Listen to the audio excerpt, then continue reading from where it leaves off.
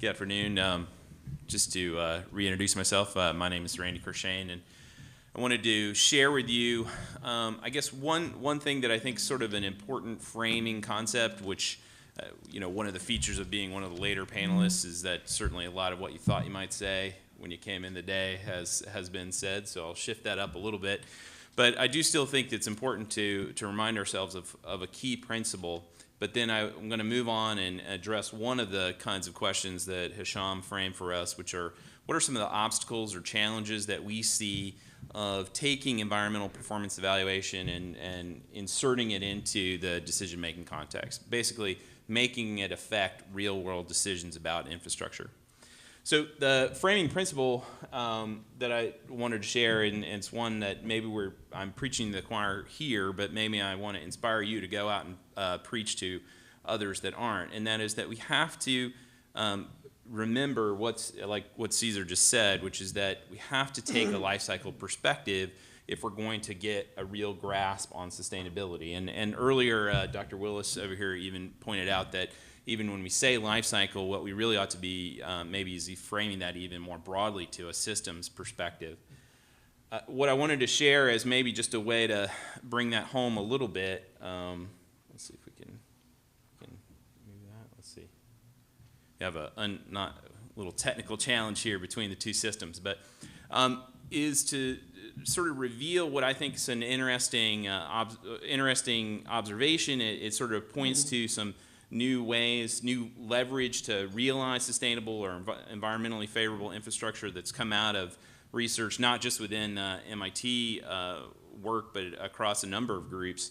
And that is that when we frame the problem more broadly, we see that things like PVI or other kinds of use phase impacts can in fact rival, if not dominate, the impacts that we might have traditionally associated with this particular decision. We might, in other words, the construction, the materials production or construction. And here's just two results, one on the left there of a state highway, on the right an urban interstate. And the details of them are not terribly important, but I just sort of call your attention to that red segment there, which is that in analysis we've done recently, we could see that the use phase could be easily as much, if not more, than that construction burden.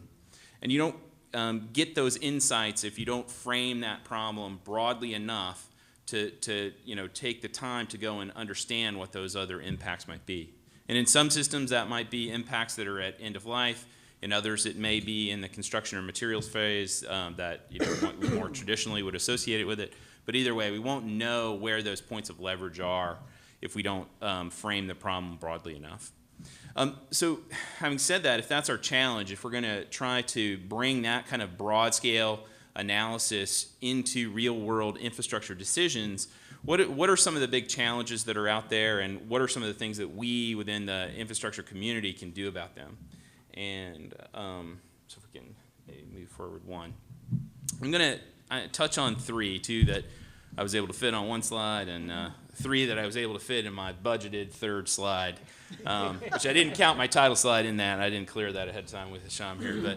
But so anyways, the first one is demand pull. A lot of times we within Franz and Jeremy and myself have had the opportunity over the last year or two to go around and talk to DOTs in a number of parts of the country and stakeholders in many of those contexts. And a lot of times what we hear is, well, you're not going to really, sustainability or environmental performance is not going to really change anything until there is demand for it, until either policymakers say that it's going to be part of the decision, or I have a customer that says, if I was talking in the building space, until my customer says I want a green building, it's nice to talk about. And so I recognize that ultimately that is the kind of change we need, but I think what I wanted to maybe challenge us is to think about, well, what can we do to lead us to that stage? And I think there's a few things that I would encourage us to think about. One is that as we continue to do even one-off projects or one-off evaluations, case studies, or increasing availability of tools to evaluate this kind of performance, I think that we enable that kind of change by doing a couple things.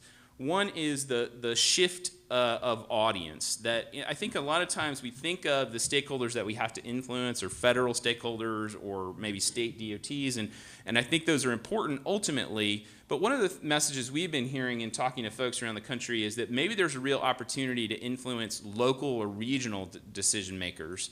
And that when we do these one-off studies or one-off demonstration projects, I think we make it apparent to them that it's at least possible to inject sustainability considerations or environmental performance considerations into their local infrastructure decisions. And the reason that that seems encouraging, we actually had a meeting with the Conference of Mayors where they said, you know, if you look at the politics at the local city level, there are a lot of mayors that are being elected around these kinds of issues, or putting them at least high in their platforms. And so I think one thing as I would encourage us is that we may have that opportunity to influence another set of decision makers. The second thing I would say is that we have the opportunity to shift the message. And you know, we're definitely guilty of this, which is putting a lot of focus on environmental performance around climate change and a lot of around maybe energy consumption. And I don't mean to say that those aren't important, but if we are going to influence local decision makers, we also need to be bringing other kinds of issues to the table. Things like what are the local area pollutant impacts, or the particulate or the water impacts, or even as was mentioned in one of the earlier sessions, what are the social impacts of these kinds of decisions? And I think that we have that opportunity, and exercising that opportunity will allow us to hopefully shift the debate and bring in a new set of stakeholders that might affect change.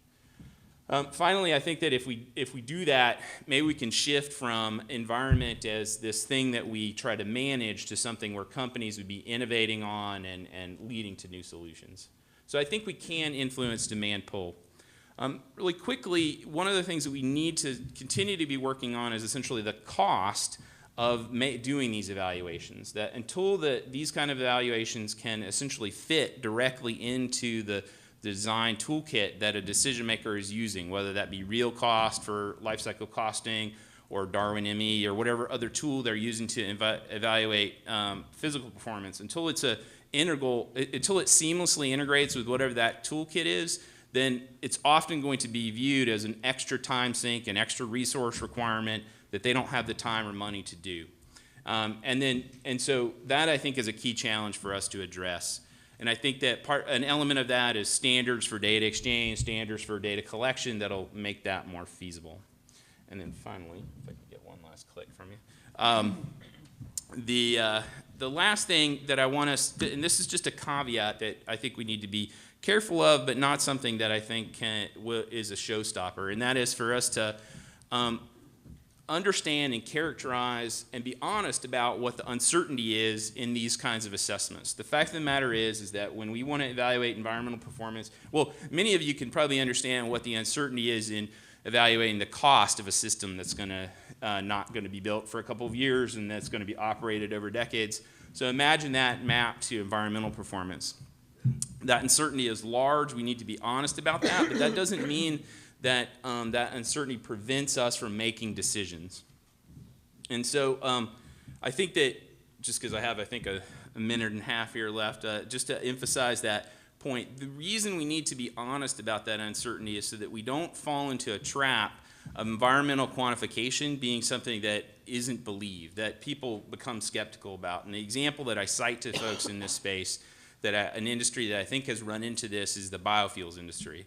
A couple years ago, I had a student look through about 2 years of popular press reports, and I could find just as many popular press reports where people cited studies of biofuels that said they were worse for the environment and that said they were better. And so, and that I entirely blame on practitioners that were going out and carrying out those studies and not acknowledging how much uncertainty there was. But again, we can characterize that uncertainty, but we're still able to make decisions in many real contexts. What we need to improve our ability to do those assessments and understand that uncertainty are we need to continue to develop the data and models around pavement vehicle interaction, other kinds of use phase impacts like the impacts of differing albedo, and then I think we need to move towards transparent and comprehensive regionally specific materials production data so that we can have very credible and strong evaluations in this space. I think if we address those kinds of challenges of changing the audience so we can increase demand pull, reducing the cost, and being very honest about the credibility of these studies, that I think we can move this kind of evaluation into something that's really affecting practice. So with that, I'll turn it over to the next speaker. Thank you very much. You bet.